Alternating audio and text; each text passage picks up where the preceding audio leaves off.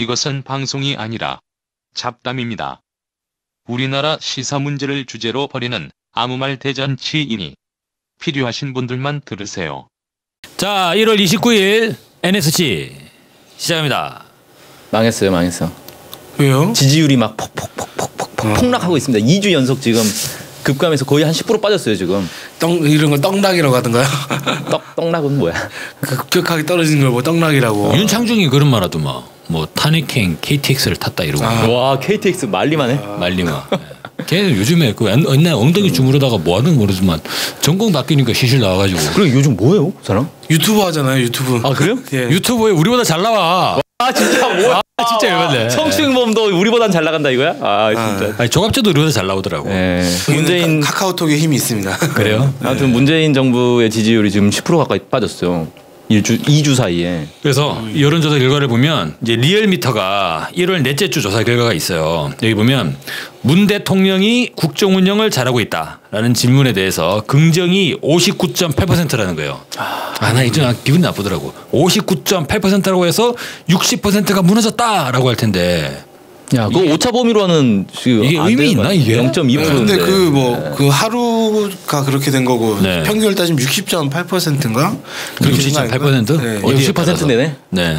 그러니까 이제 떨어지는 추세다. 근데 이제 그 기간 동안의 평균이 60.8%가 그렇고 그 중에 하루 정도가 58. 아니 이게 1월 22일부터 24일까지 조사 결과를 이제 추산한 결과. 그게 그러니까 여론조사 기간마다 조금씩 달라요. 결과가. 그러니까 한국갤럽 같은 경우는 지금 64%로 꽤 높게 나오고 있고 뭐 리얼미터 또 다르고. 뭐 대소간에 이제 절대치에는 차이가 있지만 일단 하락세는 뭐 네. 피할 수 없는 걸로. 네, 그런 상황이에요. 그래서 리얼미터 보면 1월 첫째 주랑 비교해 보면 긍정 평가는 11.8% 하락했고 부정 평가는 이제 11.5% 포인트죠. 네, 상승했다. 이렇게 얘기를 하고 있어요. 그래서 일단 변화가 있는 건 사실이다. 뭐 이거 뭐 원인에 대해서 막 이런저런 얘기가 있지 않습니까? 네. 원인 어떻게 보세요? 난 당연한 거 아닌가 싶은데. 왜? 왜요? 왜 왜 당연하죠? 아니 여기 헬조선이잖아. 나쁜 놈들 얼마나 많은데. 근데 70% 원래부터 지지율이 70% 넘어갈 때부터 좀 이상했어요. 너무 높다. 그러면 지하철 있는 사람들 중에 4명 중에 3명이 전부 다 문제 대통령 지지한다는 거냐. 난 좀 약간 좀 의아스럽더라고. 하긴 이런 분석한 사람도 있더라고요. 이게 대통령 선거할 때 네. 실제 전체 유권자 가운데 문재인 대통령이 찍은 사람이 몇 명이냐? 31.71%밖에 안 된다는 거예요. 네. 왜냐하면 투표 안 한 사람도 있으니까. 실제 찍은 사람은 30%인데 지금 70%가 넘게 지지를 했다. 이게 오히려 기적이다. 네. 그런 주장하는 사람도 있더라고요. 아무튼 그래서 이제 빠질 사람은 빠진 거다. 그러니까 빠질 사람은 빠져야 되지 않나는 생각이 들고 그게 저는 이제 최근에 뭐 남북관계 개선이 되고 드디어 이제 비정상의 정상화가 돌아오니까 분단의 이 얼음장 속에서 기생하던 사람들이 지금 막 분기탱천해가지고 난리 나는 거잖아요. 그러니까 이 사람들은 빠져야 되지 않나. 그리고 이제 빨리 제대로 판단을 해가지고 우리가 참 방공 그리고 이제 무조건 멸공북진 통일만이 능사가 아니구나라는 거를 인정을 하시고 21세기에 맞는 가치관으로 돌아오셔야 되지 않나. 근데 그런 가치관의 전환이 일어나기 전에는 사실상 저는 문재인 대통령 지지율은 70%대는 무리가 아닐까 싶어요. 근데 제가 이제 본 거는 뭐냐면은 전반적으로 이렇게 쭉 빠지는 게 아니라 주로 이제 20대에서 많이 빠졌다는 거예요. 20대. 네. 그러니까 젊은 층에서 많이 빠지고 오히려 이렇게 이 장노년층에서는 별로 안 빠진 그런 데이터를 봤거든요. 그 20대가 문재인 대통령이 빠지면서 민중당으로 쫙 오면 정말 좋겠는데. 그러기는 쉽지 않겠네요. 네. 자, 그래서 두 가지 문제점, 두 가지 뭐 이슈가 있는 거죠 지금. 그렇죠. 네, 하락에 대해서. 그래서 단일팀부터 얘기를 해볼까요? 단일팀 논란의 이제 핵심은 뭐냐면은 왜 국가가 이 관료적 방식으로 개인의 이익을 침해하느냐. 저 오늘 이게 논란이죠. 국가가 관료적 방식으로 제 개인 이익을 침해하더라고요. 뭐 어떤 거였어요? 지하철 4호선 딱 섰어요. 그래가지고 사람들이 타더라고. 저도 막 탔거든요. 내 옆에 있는 사람은 다 타던데 그 지하철 보안 요원 있잖아요. 그 사람이 내 앞에서 봉을 딱 내리더니 못하게 하더라고. 그러더니 지하철 문이 싹 닫히고 출발해버렸어요. 뭐 찍힌 거 아니에요? 모르겠어요. 저만 딱 관료적 방식으로 아무런 사전 설명이나 양해도 없이 봉을 탁 내려버리더라고. 그래서 순간 멈칫해가지고 못 탔지. 근데 내 옆에 사람들이 탔거든. 왜 일부러 딱 표적 모르겠어요. 했네? 그래가지고 1인실 해야 되나? 아니, 근데 저는 이제 한 가지 사례 오늘 진짜 아침에 정말 겪은 일이었어요.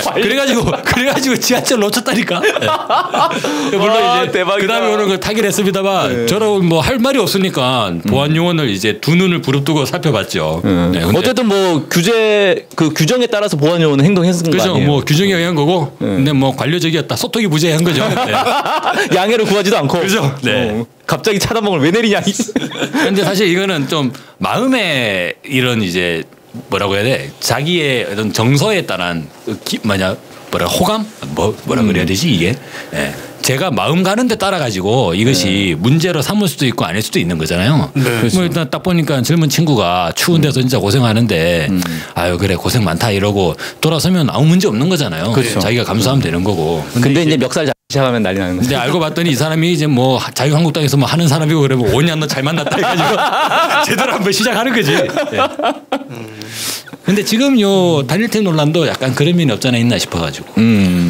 저는 두 가지가 있는 것 같은데 하나는 근본적으로 이제 이 개인의 이익을 침해했다는 부분 있잖아요. 네. 이건 이제 막 그 실제로 따져보면 되게 복잡하단 말이에요. 실제 이 아이스하키 선수들한테 그런 피해가 가는 거냐? 뭐 근본적으로는 오히려 이익이 될 수 있는 거냐? 이건 오히려 복잡해지는 문제거든요. 근데 누가 이 얘기를 하더라고요. 그걸 돈으로 그러니까 어떤 수치로 따질 수 있는 거냐? 네. 그러니까 이 아이스하키 선수들 개인의 이익과 그다음에 국가의 이익 그다음에 뭐 이런 다양한 이 가치들이 있는데 이걸 수치로 따져가지고 어느 게 더 우월하다 어느 게 더 안 좋은 거다 이렇게 따질 수 있는 문제냐 이걸 왜 근데 이걸 다 이렇게 수치적으로 따져가지고 누구한테 조금이라도 더 이익이 되는지 손해가 되는지 이걸 따지려고 하는 건지 네. 이런 이제 게 하나 있고 또 하나는 뭐냐면 원래 올림픽 정신이라는 게 평화와 화합 이런 거잖아요. 네. 그러네. 네. 근데 그게 사라졌다는 거예요. 그 사라진 지는 사실은 수십 년 됐죠. 한국에서만 좀 심한 거 아닙니까? 다른 나라에서는 동메달 따도 엄청 기뻐하잖아요. 유독 우리는 심하죠. 은메달만 따면 막 괴로워하고 예전에 저기 84년 LA 올림픽 시절에 네. 그때 유도 금메달리스트 안병근, 네. 하영주, 와, 이름까지 기억해. 안병근이 대구 계명고등학교 네, 거기 분량 걸렸겠네. 개성고등학교, 네. 개성고등학교에서 아버지가 간장공장 하셨거든요. 네. 그 위인전 같은 위인전을 제가 보면서 초등학교 독학을 썼거든요. 아. 그때 이미 나타났던 거지. 금메달 따면 국가 영웅이고 그쵸, 위인이 되는 근데 거죠. 금메달 못 따면 이제 예. 그 은메달 딴 사람 나와가지고 기자회견하면서 와 죄송하다고 네. 다음부터 더 잘하겠다고. 그러니까 우리나라에서만 이게 좀 유독 심하지 다른 뭐 유럽 쪽 나라 같은 경우에는 메달 따도 엄청 좋아하고 그리고 국가 순위를 매기는 것도 되게 네. 웃기잖아요. 우리나라처럼 이렇게 막 금메달 뭐 위주로 해가지고 이렇게 국가 순위 요즘에는 매기는 뭐 것도 방식도 따에 두 가지로 추산하기도 하고 네. 총 메달 수를 가지고 하기도 하고. 그래서 뭐 그런 식으로 그러니까 그렇게 했을 때 올림픽 정신이나 이런 것들이 없다라는 게 좀 그렇긴 한데 사라지고 매우 있죠. 좀 부족한 측면이 이제 예전부터 있었던 거고 이번 동계 올림픽 또 마찬가지로 원래 올림픽 정신이라고 하는 거는 싸움을 중단하고 진짜 치고받는 거 대신에 스포츠로 경쟁을 하자 이거잖아요. 그렇죠. 원래 올림픽 그걸 맨 정신이라는 처음에 게. 이제 올림픽을 쿠베르텐. 체제 선전의 이 장으로 악용한 놈이 히틀러. 그 36년이죠. 베를린 올림픽 때. 그때부터 시작해가지고 이제 야 우리 나치가 이렇게 잘 나간다라는 거를 세계 홍보하기 위한 목적으로 올림픽 제전을 이용을 한 거라고. 근데 그거를 따라하면 되나? 그렇죠. 네. 사실 뭐 근데 지금은 사실은 그러니까 우리나라뿐만 아니라 많은 나라들이 좀 그런 방향으로 가지 않아요? 어떻게든 올림픽에서 메달 많이 따고 1등하면 우리나라 국력을 이렇게 막 과시한다 뭐 이런 개념들이 좀 있잖아요. 네. 그런 개념이 아예 없을 수는 없다고 생각하고 근데 그런 게 있다 하더라도 거기에 너무 지나치게 천착하게 되면 원래 정신을 너무 버려버리게 되는 거 아닌가. 동계올림픽에서 아이스하키나 이런 것들도 원래 우리나라는 출전할 수 없었던 나라 아닙니까? 원래 따지면. 근데 뭐 개최국이라는 것에다가 다른 이런 협의를 통해서 출전하게 된 건데 이것도 어떻게 보면 올림픽 정신이라고 할 수도 있는 거죠. 그렇죠. 올림픽 정신에 따라서 이제 개최국인데 실력이 안 되지만 개최국이니까 나오게 해줄게 이런 거란 말이에요. 북과 이제 단일팀 만드는 것도 평화의 제전이라는 측면에 따지면 이것보다 더 중요한 일이 없는 건데 그 기준이 아니라 다른 기준으로 보니까 뭐 어떤 분은 입신양명이라고 썼던데 입신양명의 그 기준을 보니까 이게 문제가 되는 게 아닐까. 그렇죠. 그러니까 어느샌가 올림픽이라는 게 어떤 개인의 입신양면의 장으로 그러니까 일종의 국가고시가 됐다는 거예요. 여기 행정고시 한번 붙으면 막 와 공무원 됐어. 사법고시 붙으면 막 와 이런 비슷하게 올림픽에서 메달 따면 요즘 저기 군대도 안 가잖아요. 남자들 같은 경우. 아 군대 안 가요? 군 면 올림픽에서 동메달까지 따면 안. 근데 예전에는 그 제가 이제 안병근 그리고 88 올림픽 때 김재엽 이런 상황들 보면 올림픽 따면은 금메달 따면은 이제 연금 100만 원 이래가지고 맞아. 그때는 진짜 막 100만 원이면 부들부들거리잖아요. 큰 돈이었죠 그때. 월급 100만 원만 사람 별로 없었거든요 그때. 근데 지금도 월급 100만 원. 연금. 네. 매달 몇십 개 따도 연금 그렇게 안 오르더라고요. 좀 안타깝게 그런 부분이 있는데 그래서 뭐 사실 따지고 보면 이런저런 논란들은 진짜 코치코치 캐면 정말 많거든요. 그럼 만약에 지금 동계올림픽에 뭐 한국의 위상을 빌린 김연아 선수 김연아 선수가 아니 84년도 안병근 선수도 100만 원 받았는데 왜 나도 100만 원이냐 이러면은 애매한 거잖아요. 그런 거는 그런 거 안 따지잖아요. 넘어가는 그쵸. 거잖아. 네. 그러면서 형평성의 논란을 얘기하고 우리는 상대적 박탈감이 심하다라고 하면은 사실 좀 문제가 있는 것처럼. 그렇죠. 근데 이런 것도 저는 생각이 들어요. 이제 국가대표가 되면 이를테면 아이스하키가 이번 동계올림픽을 계기로 세계적 국내에 주목을 받을 수도 있고 그리고 또 하나의 이를테면 뭐죠. 김연아 선수가 피겨 스케이팅에 대한 관심을 이끌어내고 그렇죠. 박세리 선수가 이제 여자 골퍼에 대한 관심을 이끌어내는 것처럼 이번에 아이스하키도 평창 올림픽을 거치면서 여자 아이스하키에 대한 국가적 관심을 이끌어낼 수도 있는 거잖아요. 그렇죠. 실제로 수원시에서는 팀을 창단하겠다고. 원래는 우리나라에 팀이 하나도 없는데 네. 수원시에서 팀을 창단하겠다 이런 얘기가 나왔고. 빨리 최문순 강원도지사도 강원도청에서 빨리 그러니까 오히려 강원도에서 먼저 아이스하키 팀 창단해야겠구만. 창단해야 되는 거 아니야? 네. 그런데 이제 자유한국당이랑 국민의당 이쪽에서 반대 나서가지고 약간 애매하게 됐는데 이제 그런 이제 개인의 이익 문제 있잖아요. 이것도 있는데 이제 또 하나의 논란도 뭐냐면 왜 그걸 정부가 마음대로 하느냐. 아이스하키 선수들에게 동의를 받은 적이 있냐. 네. 저 왜 문체부 장관이 뭐 네. 이건 뭐 어차피 비인기 종목이었으니까 괜찮다는 식으로 막 얘기를 해가지고 뭐 열받게 만드냐. 근데 애초에 아이스하키 과목 출전을 가능하게 하기 위해서 IOC 가가지고 막 로비하고 할 때도 선수들의 동의를 구한 건 아니잖아요. 그랬죠? 없으니까. 선수들의 동의를 구해서 그렇게 했나? 모르겠네. 그러지 않았을 것 같은데. 우리가 200억 투자하는 조건으로 출전시켜 줄 테니까 동의하십니까? 그리고 뭐 태권도 연맹에서도 올림픽에 태권도 종목을 유지하기 위해서 하는 걸 선수들과 협의해가지고 하지는 않은 것 같아. 우리나라 그렇게 민주적이었나? 당연히 해야 될 일이다라고 생각했겠죠. 아니 그러니까 뭐 이런 거 있잖아요. 이익이 되는 거는 굳이 뭐 협의하거나 소통하지 않아도 되는데 손해 보는 거는 그래도 소통해야 되는 거 아니냐. 그것도 한번 알아볼 필요는 있을 것 같아요. 태권도 규정이 계속 바뀌잖아요. 아 계속 바뀌죠. 사실 솔직히 너무 재미없으니까 그렇죠. 계속 바뀌어 왔는데 여기 대해서도 이제 태권도 연맹 측에서도 선수들과의 미리 소통을 통하면서 이제 그런 걸 해오는 건지 아니면은 그냥 바꾸는 건지 그것도 한번 살펴볼 필요 있겠는데 근데 이제 이런 식으로 보면 사실 따지고 들으면은 뭐 제대로 이제 먼지 털기 시작하면 먼지 안 나오는 게 없지 않습니까? 그렇죠. 근데 사실 그런 느낌이 들었어요. 정확히 말하면 이제 6개월 전에 단일팀 얘기가 이미 좀 있어가지고 아이스하키 선수들이 자기들 단일팀에 대해서 좀 별로 안 좋게 생각한다 이런 인터뷰 한 게 있잖아요. 그게 6개월 전 건데 그럼 최소한 6개월 전부터 단일팀 이야기가 어쨌든 흘러나왔다는 거지 않습니까? 그렇죠. 뭐 추진이 되지 않았을지 모르지만 단일팀 얘기는 나왔던 거고 뭐 작년 4월에 경기에서도 단일팀 염두에 둔 어떤 일이 있었다고 하니까 그렇게 치면은 아예 언급이 없었다라고 하기에도 애매하죠 지금. 아니 그러니까 언급은 있었는데 그래서 뭐 협의를 하거나 그런 과정은 없었다는 거죠. 그러니까 언급이 있었으니까 된 게 아니고 언급을 했으면 나는 오히려 그래서 언급을 했다. 그러니까 아이스하키 팀이 단일팀이 될 가능성이 가장 높았다는 거 아니에요. 그때도 이미. 그러면 아이스하키 선수들하고 미리 이렇게 좀 얘기하거나 그러는 충분히 가능했을지 않았나 싶거든요. 그래서 이번에도 보면은 결국은 이제 합의가 나오고 나서 문재인 대통령이 여자 아이스하키 선수들 찾아갔잖아요. 네. 그래가지고 위로도 하고 뭐 이렇게 했는데 그거를 사실은 이제 장관이나 이런 사람들은 미리 할 수 있었다. 최소한 뭐 그거는 맞죠. 공무원, 네. 공무원 보내가지고 우리가 이제 북한하고 이런 식으로 협상을 하려고 한다. 그래서 당신들한테 좀 이렇게 서운할 수도 있는데 국가적 대의를 위해서 좀 이해해달라. 이렇게 얘기를 할 수 있었단 말이에요 사전에. 네. 근데 안 한 거죠. 그러니까 안 한 건 맞아요. 그런 모습은 아쉽네. 네, 그러니까 그건 잘 하면 되는 문제인데 그것 때문에 단일팀 자체를 하면 안 된다. 네. 다시 취소해라. 이건 좀 너무 이제 애초에 그냥 북한이랑 뭔가 같이 하고 싶지 않다 이런 마음이 큰 거 아닙니까 그냥? 그렇죠. 예. 그러니까 결국은 저는 이제 관료적 방식에 문제 삼는 가장 이제 원인은 뭐라고 생각하냐면 그냥 하기 싫은 거예요. 하기 싫은데 이걸 반박할 논리는 없단 말이에요. 이거 하지 말자라고 할 논리가 없으니까 처음에 나왔던 거 이제 막 선수들의 이익을 침해했다 했다가 그게 아니다라는 이제 얘기들이 계속 나오잖아요. 그러니까 그 논리로는 안 될 것 같아. 그러니까 가장 쉬운 건 왜 일방적으로 하냐, 왜 소통 안 하느냐. 이건 어떤 상황에서도 주장할 수 있는 거거든요. 예를 들어 NSC 주제 왜 마음대로 정하세요? 왜 우리랑 협의 안 하고? 얼마나 좋아. 왜 당일날 아침에 정하는 거예요? 왜 일주일 전부터 공지를 해야 될 거 아니야 이거. 왜 청취자와의 논의 없이 마음대로 정하는 거냐? 이건 아무 때나 갖다 걸 수 있는 거 아니냐. 실제 원하는 건 좀 따로 있었던 게 아닌가 뭐 이런 생각. 네, 그거 하나 정리할 수 있을 것 같습니다. 두 번째 또 비트코인도 있잖아요. 네. 뭐 시간이 다 돼가지고 뭐. 비트코인 얘기 다음에 합시다. 할 얘기가 있어가지고 비트코인 사실 논란도 많이 있고 한데 솔직히 말해가지고 비트코인으로 돈 벌자고 하는 마음 자체가 내 하나도 노력을 들이지 않고 이제 돈을 번다는 거잖아요. 이른바 불로소득.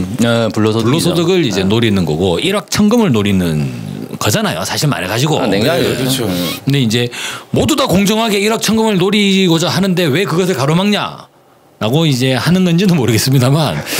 근데 일확천금을 노린다는 것 자체가 뭔가 좀 가치관에 문제가 있지 않나라는 생각이 들죠. 사회 병폐죠 이건. 근데 사회적으로 불로소득을 워낙 많이 여기저기서 가져가잖아요. 예를 들어 건물주 같은 경우에는 조물주 위에 건물주라고. 그렇죠. 가만히 있어도 막 가만히 있어도 몇백만 원, 몇천만 원씩 들어온다. 이게 워낙 월세가 높지 않습니까 또. 그러다 보니까 젊은 세대가 보면 실제로 월세를 많이 내잖아요. 특히 뭐 대학 다닐 때 자취한다든지 이렇게 되면. 그러면서 뼈저리게 느끼는 거 아닙니까? 이 불로소득 진짜 장난 아니구나. 그런데 비트코인이라는 게 딱 떠가지고 진짜 불로소득 할 수 있을 만한 게 생겼으니까 거기에 눈이 확 돌아가지 않나 안 왔나.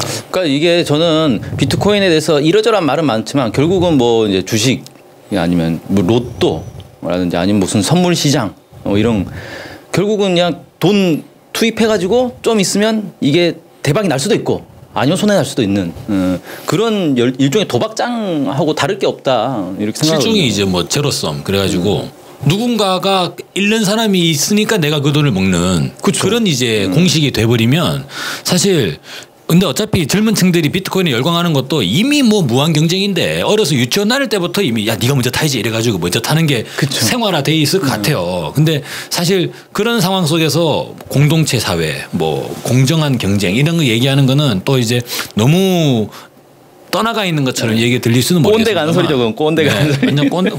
그죠. 40대 꼰대 취급하기 딱 좋죠. 네. 공정사회 좋아하시네. 그죠. 양육강식의 사회. 너 같으면 공정사회 하겠냐라고 하면 저도 그렇죠. 근데 약간 또 이중적인 마음이 있는 것 같아요. 그러니까 달리티 논란에서 공정하지 않았다.